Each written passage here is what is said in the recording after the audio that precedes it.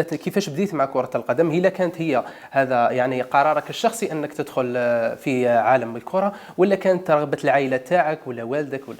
لا كنت انا اللي حاب ندخل. كنت نلعب في كوبنهاجن. كنا نلعب مع اصحابي طول انا في تيران وهيك. حتى قلت بابا خليني نبدا فوتبول، قال اصبر شويه نلقى كلوب. ومن بعد بديت شوي بشويه عجبتني. مش كنت نلعب مش تما ما كنتش نخمم ولا نولي فوتبولر. كنت نلعب فوتبول على خاطر نشتي فوتبول.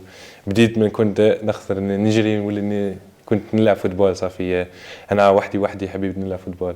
صافي ماشي والدك هو اللي قال لك امين انت انسان موهوب لازم تلعب فوتبول، ولا انت حبيت تدخل تلعب انا اللي حبيت ندخل على خاطر كما قلت لك كنت صغير من كنا ناخذ نجري.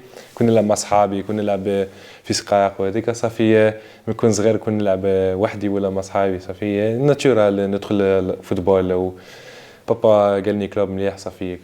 باباك دعمك في هذا القرار، في هذه الخطوه اللي خديت هذه باش تولي فوتبولر؟ باباك دعمك فيها، بوساك مليح؟ لا هو اللي دخلني في فوتبول الاول. ومن بعد دخلني في كلوب مليح. انا بغيت نقول خليني بابا ندخل فوتبول، قال لي اصبر برك نلقاك حاجه مليحه. ولقاني حاجه مليحه الحمد لله. ومن ثم انطرينيت خدمت ستيب باي ستيب طلعت.